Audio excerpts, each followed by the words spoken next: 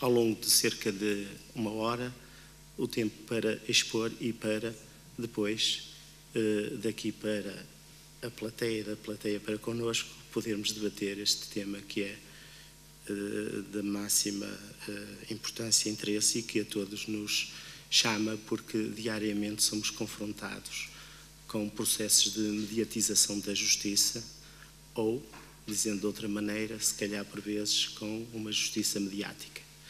Passo de imediato a palavra ao Sr. Professor André Lamas Leite, da Faculdade de Direito da Universidade de Porto.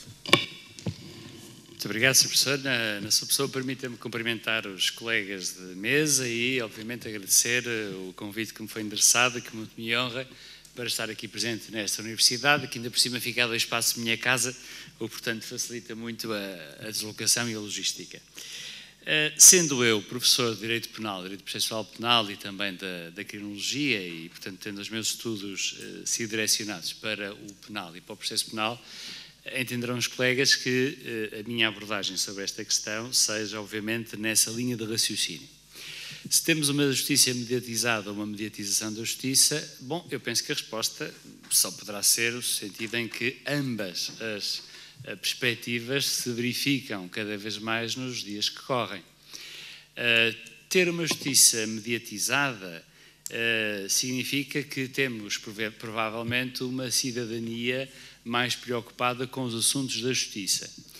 E nós sabemos também que até, enfim, não querendo fazer aqui uma arqueologia do saber, usando uma expressão de Foucault, mas sabemos todos que a justiça, tradicionalmente, é uma instituição total, e, portanto, usando aqui uma expressão de Goffman, e é uma instituição que vive autocentrada, vive sobre si mesma, uma instituição muitas vezes endogâmica. Não é só o governo que é endogâmico, por vezes também a própria justiça é endogâmica. E tem um rito, o rito que se traduz num procedere. Procedere é isso mesmo, é caminhar para um determinado fim, conjunto de atos encadeados entre si, para uma decisão final no processo. E, portanto, a justiça, até pela ligação que tem histórica à administração da própria religião, muitas vezes é uma justiça, e durante muito tempo, uma justiça que não teve necessidade de se justificar perante a população. A justiça autojustificava-se por via do poder régio, no tempo do despotismo esclarecido, autojustificava-se muito antes na Grécia Antiga, porque eram os sacerdotes que administravam a justiça, e até há muito pouco tempo em Portugal, a justiça justificava-se pelo poder que lhe era conferido em Portugal de uma forma indireta. Não temos uma legitimidade democrática direta dos magistrados judiciais, nem dos magistrados do Ministério Público, mas decorre, obviamente, de uma legitimidade que é, obviamente, democrática, mas que é indireta. E não havia necessidade de explicar. E, portanto, nós todos temos a noção que quem recorria à justiça muitas vezes não percebia metade do que acontecia. E metade já estou a ser simpático. Portanto, era um assunto dos profissionais. Já em 1977, o Niels Christie, que todos conhecemos, um grande criminólogo, falava no roubo dos conflitos, num famosíssimo artigo Conflicts as Property, e em que ele de facto dizia que, e retomando o que o professor Jorge Trindade disse, falando também no roubo dos conflitos, durante muito tempo a justiça estava entregue, e está entregue a profissionais, e é normal que assim seja, porque tem os conhecimentos técnico-jurídicos para administrar. Mas a dada altura, realmente a população ficou com muito mais necessidade, e sentiu a necessidade de perceber o que é que se passa nos processos. E nós temos esses casos aí todos aqui da relação do Porto, e não só, em que as pessoas vieram para a rua, vieram manifestar-se, vieram criticar decisões judiciais, coisa que a justiça não estava minimamente habituada em Portugal. E não estou só, enfim, estou a falar da realidade portuguesa, que é aquela que nos toca mais de perto, mas não é um problema apenas português. E a nossa justiça não está, de facto, habituada ao escrutínio público das suas decisões. Não está habituada porque entende que é, em geral, um negócio ou um problema de especialistas, porque a linguagem, obviamente, todas as ciências têm a sua linguagem e ela é cifrada, é técnica, e, portanto, muitas vezes inacessível ao chamado grande público, mas, por outro lado, a justiça também reagia negativamente, ainda hoje reage, a este olhar para as decisões judiciais. E falando com muitos magistrados que vou conhecendo, ficam muitos deles horrorizados como é que agora as pessoas querem tentar perceber as decisões judiciais e como é que discordam das decisões judiciais. Têm todo o direito de discordar das decisões judiciais e a Justiça tem de se habituar a conviver com um escrutínio público e democrático dessas mesmas decisões judiciais. Agora, o que é necessário também é que haja uma educação cidadã e uma educação cívica. Eu não concebo como é que os nossos currícula do ensino básico e secundário não prevê nenhuma disciplina, por exemplo, de educação cívica, ou fundamentos gerais do Estado, ou noções gerais de direito, chamem-lhe o que quiserem. Mas as pessoas têm de perceber qual é o modelo constitucional português. Têm de perceber alguma coisa do que é, ou como é que está estruturada a administração da justiça penal e não só em Portugal, para poderem perceber e para também não poderem muitas vezes ser alvo de charlatães que aparecem em muitos canais de televisão. A gente liga, por exemplo, um deles, a CMTV, e fica com a ideia de que Portugal é uma espécie de faroeste, que ainda estamos pior do que o Brasil, porque aquilo que vende, que dá dinheiro e que é sensacionalista, é realmente a exploração do crime. E, portanto, essa exploração do crime, portanto, o primeiro ponto que gostava de salientar é este. É preciso que a Justiça esteja habituada, que se habitue a lidar com o escrutínio público. Em segundo lugar, é preciso que a Justiça se dote de meios para explicar à população as decisões que toma. Já há muito tempo que este é um problema detectado. Já há muitas comissões, mas nós somos peritos em comissões que depois não conduzem a nada ou a quase nada, a resultados práticos nenhum. A Procuradoria-Geral da República tem um gabinete de imprensa que se limita basicamente a emitir comunicados, coloca na internet sobre processos mais mediáticos, como por exemplo a Operação Marquês, alguns deles até patéticos, com sucessivos adiamentos de prazos, enfim, que descredibilizaram a atuação do próprio Ministério Público, e depois não explica mais nada. E quando eu voltei meio participo em alguns programas televisivos, quando se procura que os magistrados venham a esses programas televisivos, é um 31, porque obviamente que os magistrados estão sujeitos a um dever de reserva, e quando as suas associações representativas, são sindical de juízes ou sindicatos de magistrados do Ministério Público, intervêm, fazem sempre com algum receio. Obviamente que não podem falar sobre processos em curso, mas todos podemos falar sobre o que é a aplicação do que é o inquérito, o que é a instrução, porque é que se aplicou uma dada medida de coação processual, porque é que se decidiu neste sentido ou naquele sentido. E, portanto, é preciso dotar, de verdade, não só o Ministério Público, mas todas as comarcas de gabinetes de imprensa, e gabinetes de imprensa com pessoas especializadas nessa área. Não pode ser um juiz que tem mais jeito para poder falar com a comunicação social que esteja à frente de um desses gabinetes. Não. As várias comarcas que nós temos no país, as 29 comarcas depois da alteração da organização judiciária, têm que ter gabinetes de imprensa e que sejam capazes de explicar, obviamente dentro do que são as regras do sigilo, enfim, também o segredo de justiça é uma regra em Portugal, como sabemos, é um tipo legal de crime que está no Código, mas as condenações por violação de segredo de justiça são praticamente nulas. Portanto, falar em segredo de justiça em Portugal é uma espécie de segredo de polichinelo, não existe. Não vamos também aqui ser hipócritas. Ele é violado a miúdadas vezes, ou quase sempre, quando interessa. E é violado por todos. Aqui ninguém tem as mãos limpas. Porque é violado seja pelos magistrados, seja pelos advogados, têm muitas vezes interesse em passar informação, por funcionários de justiça, por jornalistas. Aqui ninguém pode reclamar que estou impoluto. Não. Todo o advogado e eu também sou advogado, todo o advogado que faz penal tem sempre um ou dois jornalistas de eleição a quem passa informação. E que, obviamente, depois também receberá alguma coisa em troca. Isto não há almoços grátis. Também não há almoços grátis no penal e no processo penal. Depois, outro aspecto importante é que nós temos, como aliás em Portugal vem sendo habitual, e não só em Portugal, temos boas leis. Em geral, o nosso problema é da aplicação das mesmas. Todos sabemos isto. É uma verdade lapaliciana. Por exemplo, a mim dá-me vontade de rir quando leio o Estatuto de Jornalista. Obviamente que, atenção, não estou aqui a atacar os jornalistas são essenciais, é verdade, mas têm as suas regras e têm que as cumprir. E quando leio o Estatuto de Jornalista, nomeadamente o artigo 14, que estabelece uma série de deveres, um deles é fabuloso, que é logo o número 1, a linha A, que é, desde logo, rejeitar o sensacionalismo. É um dever deontológico. que eu vejo respeitado diariamente, e os colegas também certamente veem respeitado diariamente. Assim como abster-se de formular acusações sem provas, respeitar o princípio da presunção de inocência, que também vemos todos os dias a acontecer.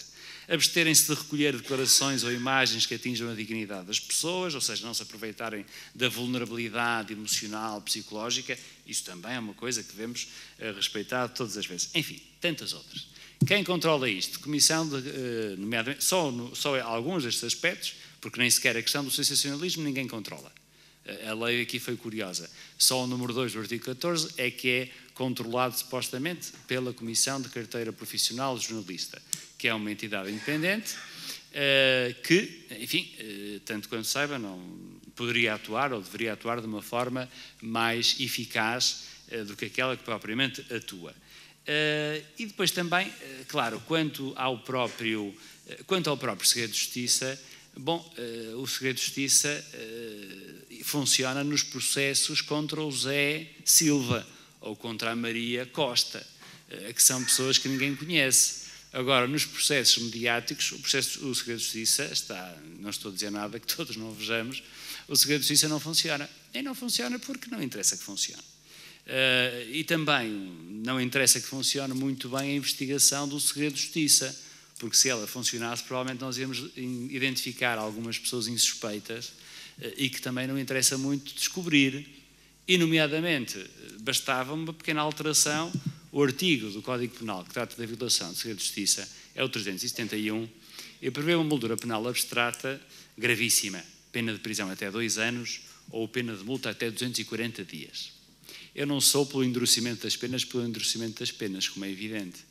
Mas, desde logo, este é muito interessante, porque há um meio de obtenção de prova que, desde logo, nós não podemos usar, que são as interseções de comunicações telefónicas e similares, nomeadamente a interseção de e-mails. Porquê? Porque esse meio de obtenção da prova, e bem, só está previsto no Código de Processo Penal relativamente a crimes puníveis com pena de prisão superior a 3 anos. Logo, este crime nunca, para investigá-lo, nunca se pode recorrer a escutas telefónicas e meios análogos.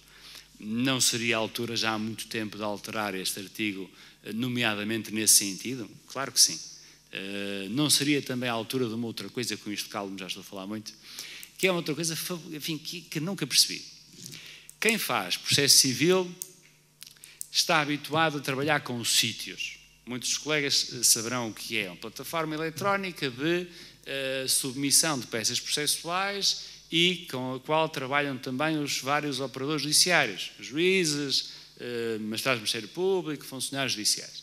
No processo civil, desde a petição inicial até o trânsito em julgado da decisão, tudo é tramitado por via eletrónica.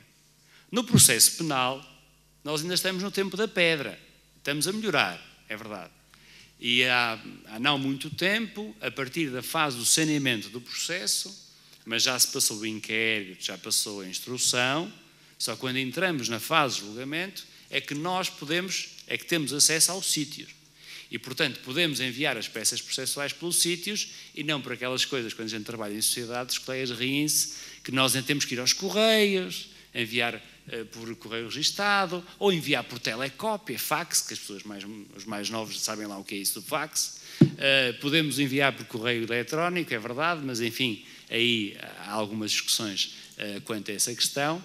E, portanto, não faz sentido nenhum para mim que se diga, mas no processo penal, nas fases preliminares de inquérito e instrução, não se deve recorrer aos sítios porque é preciso assegurar o segredo de justiça. Meus caros amigos, não brinquemos. Um documento que está nos autos, em inquérito ou instrução, é muito mais fácil de ser disseminado, uma fotocópia, é muito mais fácil de fazer, do que propriamente eu saber quem é que acedeu no dia tal, às X horas, ao sistema informático. Que eu saiba, isto fornece muito mais garantias. Portanto, é mais que tempo. E este governo tem avançado, honra lhe seja feita, porque foi ele que avançou, porque nós nem sequer antes tínhamos a tramitação eletrónica para nós, os sítios, nós penalistas, era uma coisa para os civilistas, nós nem sequer usávamos porque não havia. Este governo avançou, a verdade seja dita, pelo menos a partir do momento da fase de julgamento, recorremos aos sítios. Mas é preciso avançar, é preciso que as fases anteriores também estejam. E, portanto, é muito mais fácil, penso eu, de um ponto de vista informático, controlar quem tem acesso a determinadas peças processuais e poder isso ajudar também à investigação do segredo de justiça. Portanto, enfim, são apenas algumas observações que eu quis deixar e peço desculpa se já ocupei muito tempo.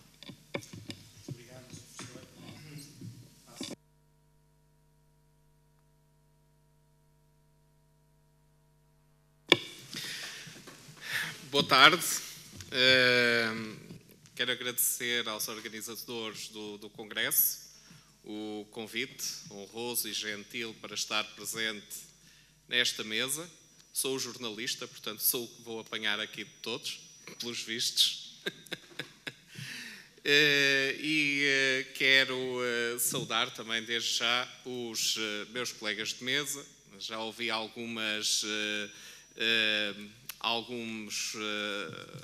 dois deles, pelo menos, e não partilho inteiramente da sua visão pessimista, nomeadamente acerca do jornalismo e da comunicação social. Ora, para mim, o jornalismo é essencial para a democracia, é essencial para o escrutínio dos poderes. Por exemplo, o segredo de justiça, nós sabemos que não existe em todo o direito. Há países que não têm segredo de justiça. Mas, de qualquer modo, antes de irmos aí, eu gostaria de salientar este papel relevante, fundamental do jornalismo para escrutinar os poderes, entre os quais, obviamente, o poder judicial. É importantíssimo que existam agentes ativos, que neste caso podem ser os jornalistas, que observem o que se passa e que de alguma forma transportem para a sociedade, de quem muitas vezes o poder judicial está muito desvinculado, no alto dos seus altares, que transporte para a sociedade a informação sobre as decisões e, eventualmente, também interpretações sobre estas decisões. É claro que nem sempre o jornalismo e a justiça estão compassados. O jornalismo vive do instante, vive do momento, tem um tempo próprio, que é o tempo que muitas vezes a sociedade exige. Eu não estou muito de acordo também que nós tenhamos excelentes leis, muito pelo contrário, parece-me que as leis muitas vezes são muito ruins. Mas o jornalismo, sob a pressão da sociedade, de pessoas que querem que as coisas sejam resolvidas, obviamente está sujeito a uma pressão do tempo que é significativamente diferente do tempo da justiça. E, portanto, o tempo da justiça é um, o tempo do jornalismo é outro, e estes dois tempos geram, por vezes, algumas incompreensões entre estes dois polos, o polo do jornalismo e o polo da justiça. E, para além disso, é esta faceta escrutinadora também do jornalismo que frequentemente não é bem entendida. E no campo da justiça isso parece-me que é bastante óbvio. A justiça está mais desvinculada ou melhor, eu diria, o poder judicial está mais desvinculado da sociedade do que estão os jornalistas. E isto reverte-se inclusivamente na própria lei. Reparem uma coisa, há um estatuto do jornalista. Certamente não foi feito por jornalistas. Eu ainda gostaria que alguém me definisse, antes de se dizer que o jornalista rejeita o sensacionalismo, que alguém definisse o que é o sensacionalismo. E que, de alguma maneira, o definisse de uma forma que que fosse aceito por todos. Ora, desde logo eu acho isso muito difícil. Será que esta minha intervenção é sensacionalista? É ou não é? Não sei. Mas reparem uma coisa. É necessário definirmos bem os conceitos, e nomeadamente no ambiente académico, é muito necessário definirmos bem os conceitos para podermos falar acerca deles. O jornalista deve rejeitar o sensacionalismo. O que é o sensacionalismo, antes de mais nada? Não se esqueçam, o jornalismo é essencialmente uma profissão técnica. E é uma profissão técnica que produz e difunde informações. Normalmente os jornalistas, sujeitos a um código deontológico, a um código de ética, quando erram involuntariamente. Não vejam os meios, principalmente não odeiem os meios de comunicação. É que às vezes parece que a mensagem é a de odiar ou de criticar exacerpadamente os meios de comunicação. Não pode ser assim. Os meios de comunicação, e em concreto os meios jornalísticos, têm uma função essencial para a vida da democracia e para as sociedades democráticas e para o Estado de Direito, como eu disse há pouco. E nesta tarefa de produzir informação, editar a informação e levar a informação às pessoas, há algumas nuances técnicas que têm que ser atribuídas às mensagens para que as mensagens passem, sejam compreensíveis e, de alguma maneira, suscitem também a atenção. E, portanto, por vezes aquilo que corriqueiramente se chama sensacionalismo nos meios de comunicação é apenas formas de tentar captar a atenção do público para aquilo que se passa. E é importante captar esta atenção do público. É importante captar esta atenção do público. Um título na imprensa já é uma forma de quebrar a neutralidade do discurso e de chamar a atenção para algo que vem a seguir. Entre aspas, já é uma maneira sensacional de apresentar a informação. Portanto, há aqui um conjunto vastíssimo de elementos que têm de ser considerados nesta equação da relação entre o jornalismo e a justiça. E o jornalismo também é essencial nos tempos atuais para a questão da legitimação do próprio Poder Judicial. Porque ele tem que ser sujeito, e ainda bem que tem que ser sujeito ao escrutínio público, para que de algo, e nisso o jornalismo é essencial, a levar as decisões judiciais, a escrutiná-las, a interpretá-las, a dissecá-las e levá-las junto do público. E também é essencial para fazer o contrário, para que o Poder Judicial, de alguma maneira, sinta a pressão do público. Porque é importante que o Poder Judicial sinta a pressão do público. O Poder Judicial não pode estar apartado da sociedade. E, portanto, também tem que sentir a pressão do público. Todos nós nos interrogamos, por exemplo, porque é que não há um desenlace. E isto, claro, há repercussões na comunicação social, porque é que não há um desenlace em relação a variadíssimos dos casos que nós sabemos, o processo X, o processo Y, não é necessário estarmos a bater mais no ceguinho, se me permitem a expressão.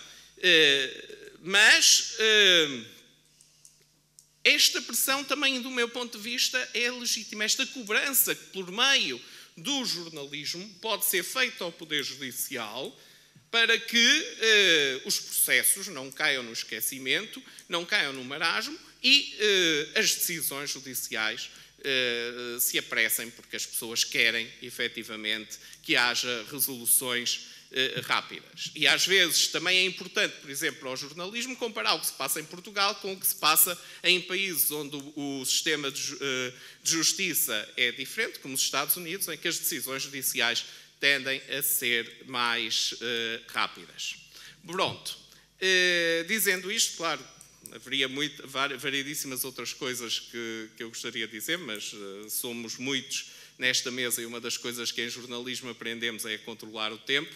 Eu não me vou alongar mais e, claro, estou à disposição de todos para me baterem se quiserem. Muito obrigado.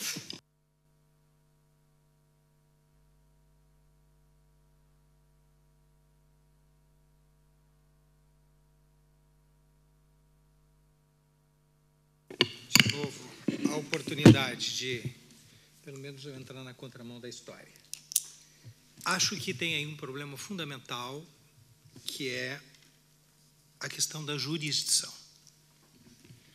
A jurisdição é um ato privativo do Poder Judiciário e não pode ser delegada a ninguém.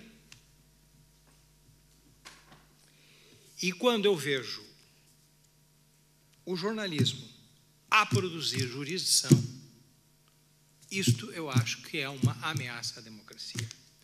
Que os processos têm que ser mais rápidos, não tenho a menor dúvida.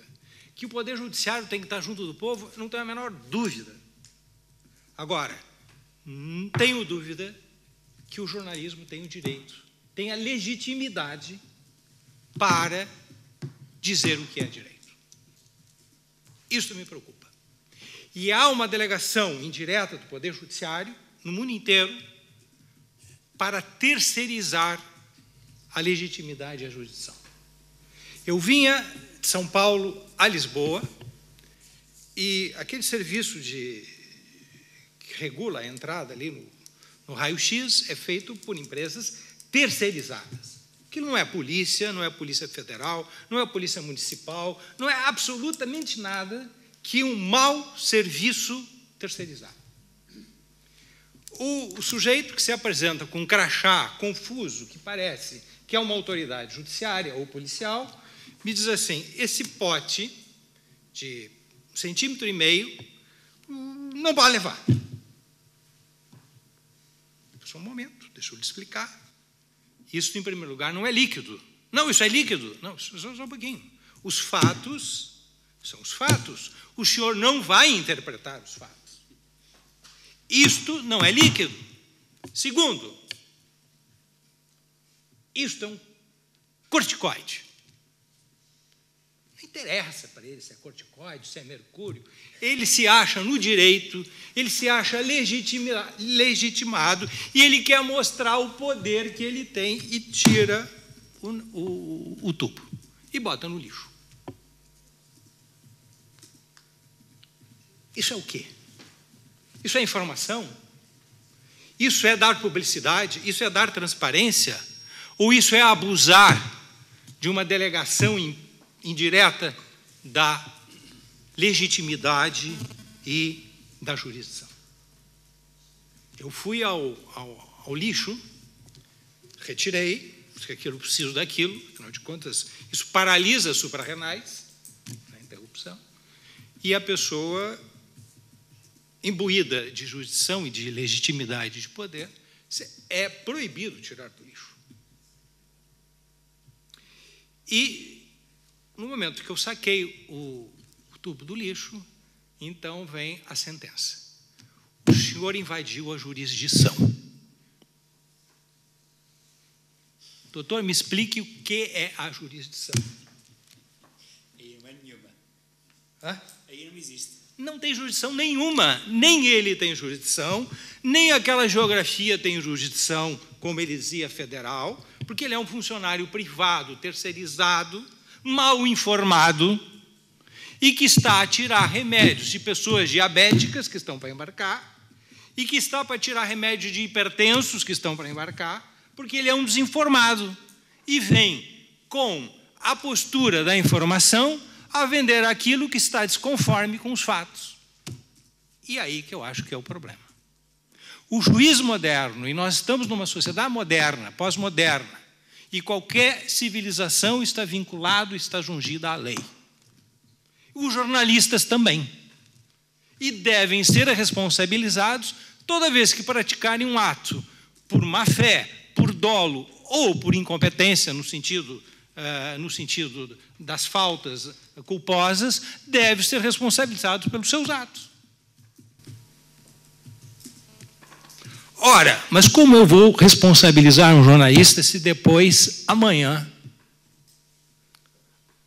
a minha cara, com perdão da palavra, fica estampada na televisão?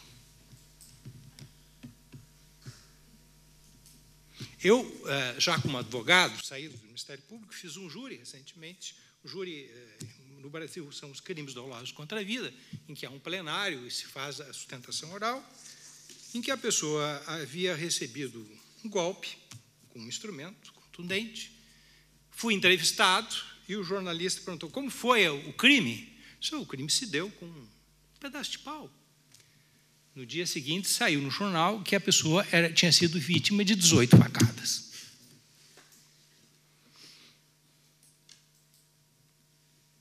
Isto serve para quê? Para jogar para a torcida desinformada. Isto não é informação. Isto é produção de falsidade. Isto é produção de desinformação. E o compromisso de quem informa, e não quero entrar em terrenos epistemológicos ou filosóficos, é um compromisso com a verdade. Verdade, não existe uma verdade absoluta, não existe uma verdade. Não vamos cair num terreno, nesse momento, nessa mesa, filosófico. Mas há um compromisso com a verdade, que mais não seja aquilo que outrora os juízes abdicaram. Os juízes, durante muito tempo, decidiram de acordo com a sua consciência. Deus me livre da consciência dos juízes.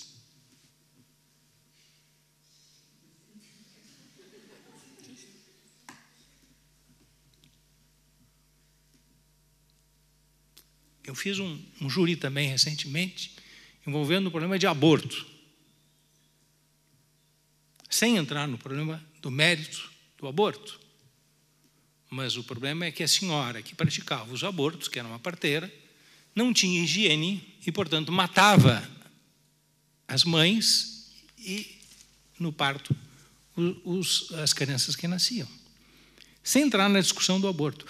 Deus me livre da consciência dos juízes. O juiz está vinculado à lei e aos fatos. A lei e a prova dos fatos dentro do processo. Agora, no Brasil, temos um acréscimo. Para além da questão da legitimidade, para além da questão da jurisdição, que é o poder de dizer o direito e só tem quem é magistrado. Outro dia já vai tempo, não sei se eu não contei aqui, há uns 5, 6 anos atrás, no edifício que eu moro, o professor Fausto conhece, um edifício antigo, muito antigo, em Porto Alegre, tem um estatuto condominial da década de 50, isso para Porto Alegre é muito antigo, diz que, uma cláusula diz o seguinte: após as 22 horas, não poderão entrar mulheres.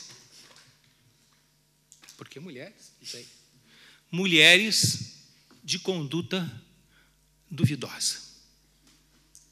Eu imagino a minha mãe, com 87 anos, chegando no meu apartamento às 10h05, e o porteiro, com a sua jurisdição, o senhor que trabalha lá embaixo, pega e diz assim: de acordo com o artigo, parágrafo 23 do Estatuto, olha bem para ela, com os cabelos brancos, com reumatismo, com a bengala, e vai interpretar, vai jurisdicionar se ela sobe para falar com o filho e com os netos ou não.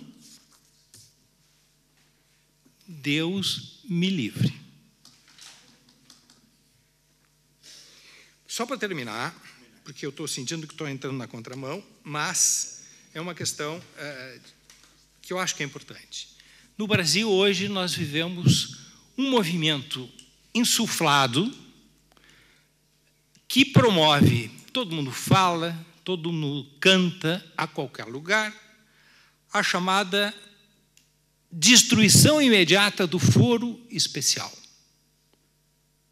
Foro especial que de uma hora para outra recebeu o nome de foro privilegiado. Agora, o que não fica claro e que ninguém esclarece, e que a mídia não esclarece, é que a constituição de um foro especial não é em benefício do sujeito, nem do João, nem do Pedro, nem do Antônio. É em benefício da sociedade. Eu, durante 25 anos, fui do Ministério Público e um dos maiores medos que eu tinha é dar um marcha ré no meu carro e pegar um motoqueiro. Porque eu ia ser julgado pelo Tribunal Pleno, por 25 desembargadores. Ia me custar R$200 mil com um advogado me defender. Eu não ia ser julgado pelo magistrado que está ao meu lado, que é do mesmo nível, da mesma hierarquia que eu tenho. Isso é benefício para mim? Isso é uma garantia para a sociedade. Para mim é um desastre. Para mim é um desastre. Então, aí a questão do compromisso dos meios de comunicação social, primeiro com os fatos. Há uma margem de compreensão dos fatos, de dedução dos fatos? Há. Mas eles não podem ser impunemente distorcidos toda vez que se pretender jogar para a plateia. Essa é a minha posição. Obrigado, professor. Passo imediato a palavra ao professor Mauro. Muito boa tarde a todos e a todas. Sem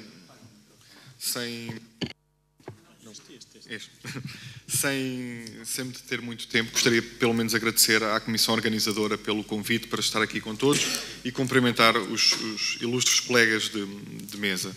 Quando estava a preparar esta reflexão para partilhar convosco esta tarde e fui recuperar alguns artigos científicos, alguma literatura da especialidade sobre este tema, em que muitas delas faziam até análises retrospectivas de mudanças na sociedade depois de crimes noticiados, de como é que isso ia sendo gerido e lidado, quer pelo poder político, quer pela sociedade, saíam algumas evidências comuns de que, de facto, a comunicação social passa uma influência clara na percepção pública do crime, desde logo na repulsa que as pessoas sentem pelos atos que estão a ser noticiados, a raiva face ao agressor ou face à injustiça de uma ausência de punição face ao agressor, ou até mesmo sentimentos aparentemente positivos como a empatia para com as vítimas de crimes que viam a sua vida não só violada pela agressão, mas muitas vezes também pela questão da comunicação social. Era também clara a influência da própria percepção da vítima sobre a justiça depois das notícias. E aqui é fácil recuperarmos a forma como as vítimas de violência doméstica veem quase diariamente as falhas do sistema de justiça a serem noticiados, as 20 mil denúncias em média que são feitas por ano com uma ausência de penas efetivas na